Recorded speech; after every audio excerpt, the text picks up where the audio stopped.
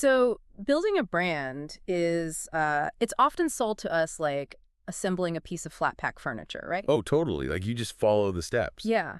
You get the instruction manual, match tab A to slot B, find a hungry local market, and just give them exactly what they already want. And suddenly you have a massively profitable company. Right. It sounds completely frictionless, but the reality of, well, some of the most fiercely loved organic brands out there, it just completely shatters that manual. It really does. Today, we are looking at a founder who did the exact opposite of that manual. Someone who tried to sell a service no one had ever heard of to people who literally mocked her for doing it. Welcome to the Deep Dive Learner. We are so glad you're here. Yes, welcome, because this story is just the absolute definition of swimming upstream in a current of skepticism. It really is. And the source material we have today offers a masterclass in navigating that exact resistance. Absolutely. So our source today is this really fascinating YouTube interview conducted by the marketing expert Agata Koman. And she sits down with Kinga Kołodziejak-Gul, who is the founder of a highly successful Polish event decoration brand called Zaskocz Mamę. Which translates to surprise mom, for those wondering. Yes, surprise mom. And our mission today for you, the learner, whether you're starting a business or building a personal brand or just trying to stand out in a crowded market, Kinga's journey is the blueprint. It really is a blueprint. She goes from being a local startup in a small town, being laughed at, to a nationally recognized, influencer-adored brand. And along the way, she dismantles, just completely takes apart some of the most tired advice we constantly hear about marketing and authenticity. Okay, let's unpack this, because we have to figure out where to even begin with Kinga's story. Well, I think we have to start by framing the core tension of her early days. Right. It's that massive friction between her very humble local origins and her really big national ambitions. Yeah. Because every great brand starts with a spark of an idea, right? But Kinga's idea was born in an environment that actively and vocally rejected it. Yeah, let's set the scene for the learner so they understand just how steep this hill was.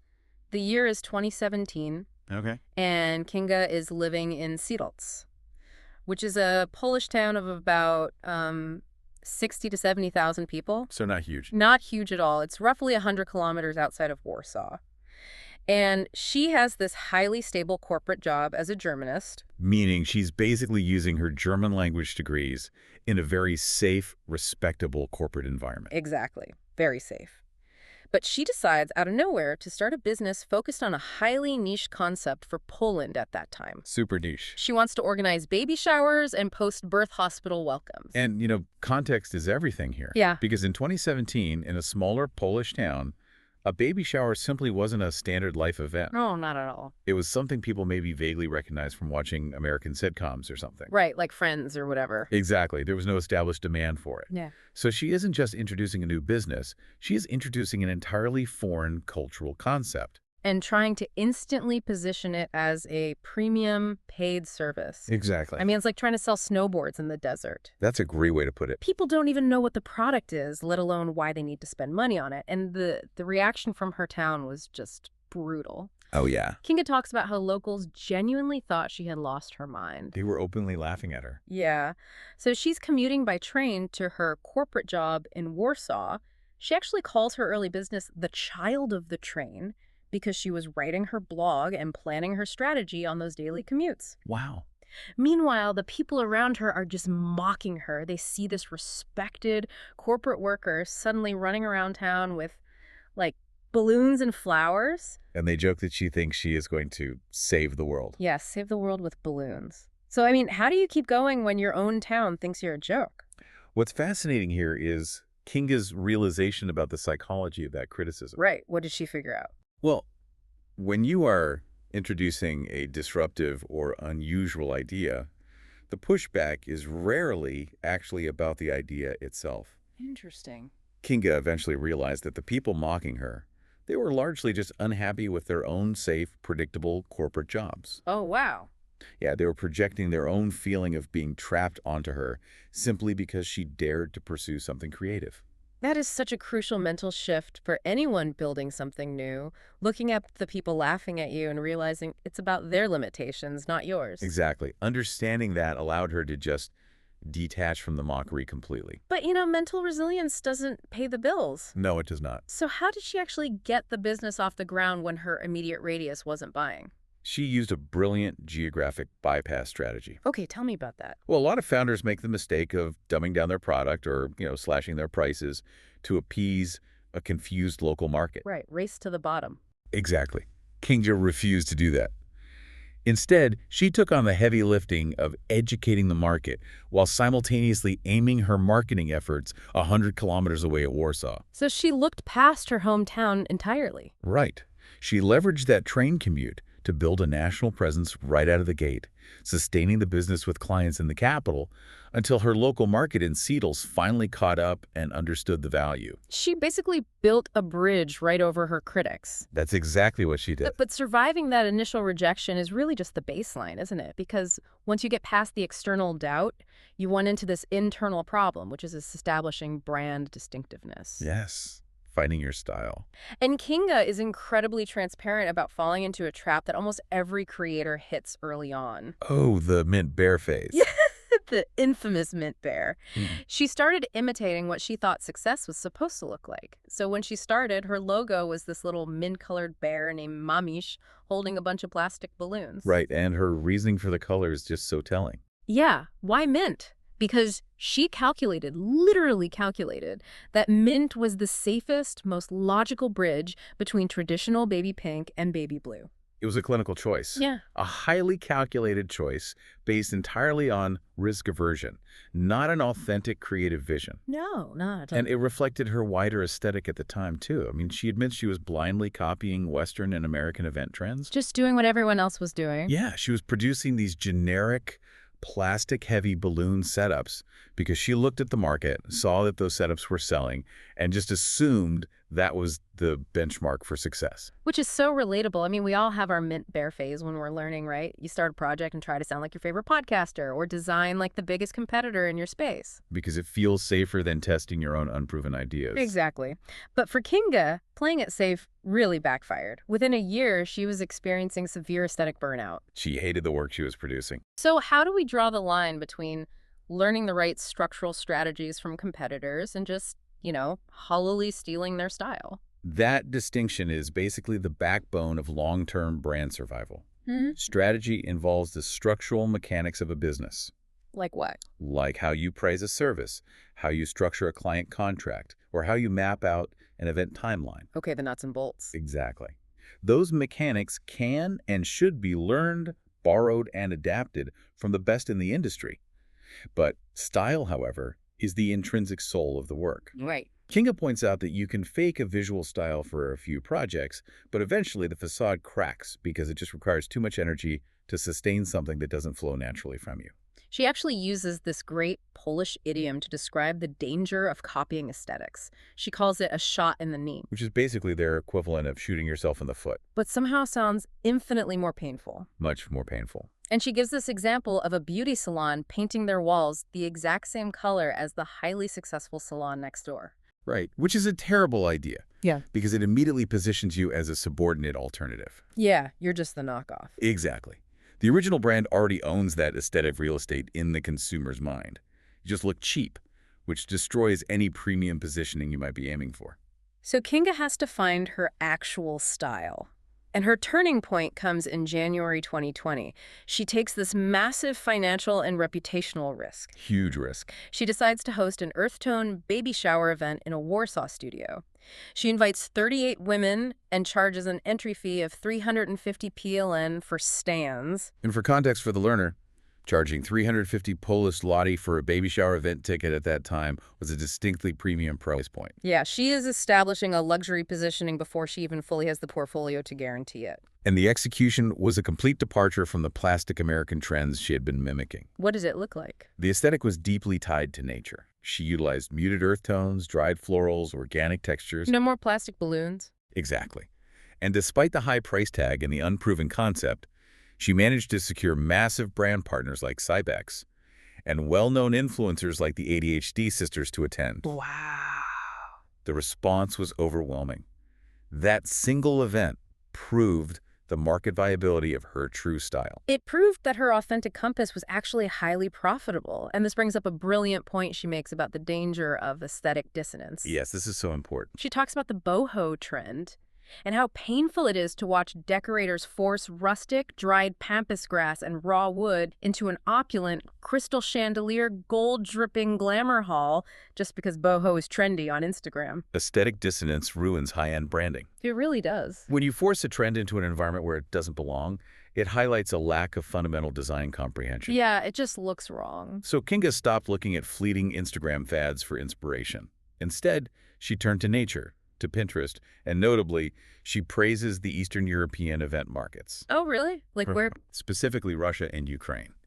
She notes that those markets are absolute masters of style because their event design is driven by deep cultural roots in classical art and proportion, rather than just chasing what's going viral this week. That makes a lot of sense, but having a highly refined, authentic visual style creates a new problem, doesn't it? Oh, it definitely does. Because if your work is deeply personal and distinct, the market suddenly expects to know the person behind it. Right. And this is where Kinga ran into a massive wall regarding how to actually present herself online. The paradox of the personal brand. Yeah. So after taking a marketing course from Agata Kuhlman, who was actually the very woman interviewing her in our source material. Full circle moment. Exactly.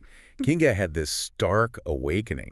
She realized that despite putting her face all over her company's social media, she wasn't actually building a professional personal brand. What was she doing then? She was just a mom showing way too much of her private life while severely undercommunicating her professional expertise. Ah, I see. She was posting, like, matching mom and daughter outfits, pictures of her walking the stroller in the autumn leaves. Right. High on relatability, but low on authority. Yeah, that's not convincing anyone to hire her for a complex, high-stakes event installation. Exactly. So she executes a ruthless pivot. She decides she needs to be known strictly as Kinga the Expert. Okay. She cuts out all the purely private content, and she and her husband implement a strict operational boundary to protect their children's privacy. Her husband basically becomes the image policeman, right? Yes. Her husband acts as the family's image policeman. If Kinga posts a behind-the-scenes photo and even a side profile of their son's nose is visible in the background, her husband demands she take it down immediately. That is a remarkable level of discipline. But wait, isn't the whole point of social media marketing today to be as vulnerable and, like, open book as possible? That's the prevailing advice, yeah. We're constantly told that vulnerability is currency. If she is hiding her kids and walling off her personal life, shouldn't her engagement be tanking? That is the common narrative. But Kinga proves it is fundamentally flawed when dealing with premium services. Okay, how so? If I connect this to the bigger picture, true personal branding is about curating relevance, not oversharing your reality. Right. You don't need to show your audience what you had for breakfast to prove you're an authentic human being. Kinga found a highly effective middle ground. She shares the emotions related to her work, not unfiltered access to her domestic life. So she'll show the stress of the job, but not her living room. Exactly. She will show the extreme stress of a delayed floral delivery, the physical exhaustion of a midnight setup, and the pure joy of a finished installation. She sells her passion for the craft. Yes, but she draws a hard line at commodifying her children's faces for engagement. And you can see how deeply she respects that boundary and how she handled her daughter, Sarah. Oh, this story is amazing. Kinga kept her completely off camera for years. But when Sarah was almost 6 years old, she actively asked to go on the Z Dobry TVN National Morning Show with Kinga to make flower wreaths. And Kinga didn't just jump at the cute marketing opportunity. No, she literally stopped the car, turned around, and had a serious conversation to ensure her daughter understood what being on television actually meant before agreeing. Which is incredible parenting, honestly. She required informed consent from a 6-year-old rather than just forcing her to perform for the brand's benefit. Maintaining those strict boundaries prevents creator burnout. And having that mental bandwidth protected, paired with her newly refined, authentic aesthetic, it positioned Kinga perfectly for the next phase of her growth. She was ready. She had the foundation built. She just needed a spark to ignite the wider market. And that spark came from the influencer world, but the mechanics of how she accessed that world are so interesting. Because she didn't do it the normal way. No, she didn't send out hundreds of cold pitches begging for shout-outs. She didn't offer free template setups in exchange for tags. Instead, she became the ultimate problem solver in closed networks. This is how high-end luxury markets operate. Traditional marketing often fails to penetrate those circles. Access is granted through private recommendations and high-stakes problem-solving. And that is exactly how it played out for Kinga. Actress Maja Bohosiewicz had an emergency. She desperately needed a highly specific, last-minute motorcycle-themed party for her son, Zachary. And nobody else in Maja's network could execute it on that timeline. Right, but Kinga got the call. She dropped everything, drove out, and delivered a phenomenal custom setup. She completely saved the day. And that single, deeply grateful, authentic recommendation from Maja brought Kinga 7,000 new followers in a single day. 7,000 in one day. Which triggers the domino effect. Because the high net worth market, they talk to each other. Of course they do. Once you prove you can handle the pressure of one celebrity emergency, you become the definitive resource for the rest of them. Kasia Zilieska called her out of the blue. Then Natalia Siewicz. But getting the call is only half the equation. Keeping the business requires delivering a wow factor every single time. Absolutely. Kinga totally refuses to do basic template-based designs. If you hire her, she won't just pull option A or option B out of a storage unit. No, she designed something entirely custom, something the client hasn't seen before. And this commitment to the wow factor elevates her reputation to the point where national television morning shows start inviting her on as an expert guest. But her analysis of the ROI on those TV appearances is surprisingly grounded. Yes, she explicitly points out that appearing on massive shows like Pitni Naranyadani or G.A. Dobry TVN does not generate a flood of immediate sales. Which feels so counterintuitive. You'd assume national airtime equals instant revenue. Right, but the phone does not magically ring off the hook the minute you step off the broadcast set. So why do it? She frames it entirely as an investment in PR and authority, not direct response marketing. Ah, okay. When potential clients see that you are the specific expert the national TV networks call to explain event design, it completely eliminates price resistance. Right. They trust your premium pricing because the authority has already been established by the network. Exactly. Plus, she notes the on-camera experience is invaluable for her own executive confidence. Here's where it gets really interesting to me, though. From the outside, people look at Kinga and say, wow, she got so incredibly lucky with those celebrity shout-outs. They think it was just right place, right time. Exactly. But the reality is she didn't get lucky. She was strategically ready for luck. She had the aesthetic maturity, the operational capacity, and the sheer professionalism to capitalize on a single moment of exposure. But that raises a massive operational question. What happens when you are so in demand and the expectations are so stratospheric that you physically cannot keep up with delivering that wow factor? You are looking at the razor's edge of the high-end service industry. It's got to be stressful. To survive there, you need a terrifying level of dedication to reliability. In the top tier of any market, your reputation for reliability is just as important, if not more important, than your actual aesthetic. Really? More important than the design? Absolutely. Kinga shares this crazy story about working with Agnieszka Kietrowska. Agnieszka needed to change the date of an event at the absolute last minute. Oh, no. Operationally, Kinga did not have the bandwidth to accommodate the change. But instead of saying no, citing her contract, and burning a bridge in a highly connected network, she stayed up all night to manually deliver the setup. She literally worked through the night on zero sleep. Because in that specific tier of the market, if you fail to solve a client's problem even once, you are replaced. Wow. The whispers of unreliability spread through those closed networks just as fast as the praise does.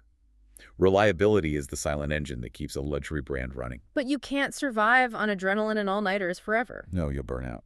Scaling that level of customized excellence requires a complete operational shift. And to prevent burning out, Kinga had to master two incredibly difficult disciplines: rigorously documenting the work and finally letting go of creative control. Let's examine the documentation aspect first, because Kinga identifies this as the single biggest tactical mistake her competitors make. It's such a brilliant observation. She says she watches other decorators build these jaw-dropping, incredibly complex event setups. Work that, she admits, is sometimes technically better than her own. Right. But after they finish the grueling setup, they just step back, pack up their tools, and wait for the official event photographer to take pictures. Which is a fatal error in modern visual marketing. It's like baking a Michelin star cake but eating it alone in the dark. The official event photographer is hired by the client to document the human moments, right? The guests, the couple, the baby's reaction. They are not there to highlight the intricate pleating of the dessert table fabric. Exactly. Or the specific color gradient of the floral archway. If you, as the creator, do not document the mechanics of your own genius, your future clients will never know it existed. To solve this, Kinga implemented a draconian operational rule. What does she do? She writes exactly 1 hour for content creation into the timeline of every single event. Hard-coded into the schedule. Hard-coded, before a single guest is allowed to arrive in the room. And she violently protects that time. Wow. And from that one dedicated hour, she and her team capture enough varied footage to generate up to 30 different reels and pieces of content. That is an immense volume of marketing collateral extracted from a single job. It's incredibly efficient. But to buy herself that 1 hour, to have the physical and mental space to step back and operate a camera, she had to stop being the only person setting up the tables. She had to delegate. And for a creative perfectionist whose name is tied to the output, delegating is basically torture. Oh, that's the hardest part. She started small, hiring a woman named Gosia who had attended one of her workshops. But as she scaled, she transitioned to a B2B model. Which is a highly strategic structural move in the creative services sector. How does that work compared to normal hiring? Well, instead of hiring traditional employees where you have to manage their time and internal training, a B2B model means contracting other independent creators who own their own microbusinesses. They bring their own specialized expertise, their own tools, and they share the liability of execution. It instantly raises the talent floor of the entire team. But the real breakthrough wasn't just signing the contracts. It was learning to actually relinquish creative control to those experts. Yes, the Kaisia story. Yes. She tells an amazing story about her florist, Kasia. Now, Kinga is an event designer, not a trained florist, but she always has a very specific vision. Naturally. She asked Kasia to create a meadow-style floral arrangement for a high-end event. Kasia looked at the flowers, analyzed the physical space of the venue, and made an executive decision to do it differently. She went off script. Completely. She created a highly structured arrangement with grouped flowers instead of the scattered meadow look. And a micromanaging founder would have panicked, pulled rank, and demanded the florist tear it apart and redo it exactly as instructed. But Kinga looked at the finished piece, swallowed her founder's pride, and admitted that Kasia's grouped arrangement was incredibly modern, it was beautiful, and it was significantly better than her own original idea. She allowed her team to innovate on the ground. Yeah. That is the defining hallmark of a mature leader. It is the exact moment a business shifts from relying solely on the founder's physical hands to relying on the founder's overarching vision. Which is how you scale. Exactly. You hire people who are better than you at the specific execution of a task, and you trust them to elevate the final product. So what does this entire blueprint mean for you, the learner listening right now? Kinga's journey offers a masterclass we can apply to almost any industry. First, stop copying your neighbor's aesthetic. It's a shot in the knee. Do the grueling work of finding a style that is intrinsically yours. Exactly. Second, ruthlessly protect your personal boundaries. You do not owe the internet access to your private life, just the authentic emotions behind your professional expertise. Right. Third, be ready to capitalize on luck by delivering absolute reliable excellence, especially when things go wrong. And finally, if you put in the work to build something incredible, mandate the time to document it. Do not let your Michelin star cake sit in the dark. And yet, amidst all this phenomenal growth, delegation, and success, Kinga admits something deeply vulnerable at the very end of the interview. What does she say? She confesses that she could never hand over the brand completely to a management team because ultimately she is Zaskocz Mamę. Her identity is just too entwined with the company's DNA. Wow. But for anyone listening who is building something right now, that vulnerability raises a vital, lingering question. As you scale, are you building a business that can eventually run, thrive, and exist without you? Or are you meticulously designing a highly publicized, beautiful cage that will always require you to personally hold the key? That is the exact question to chew on today. Are you building a scalable system, or have you just constructed a really demanding, glamorous job for yourself?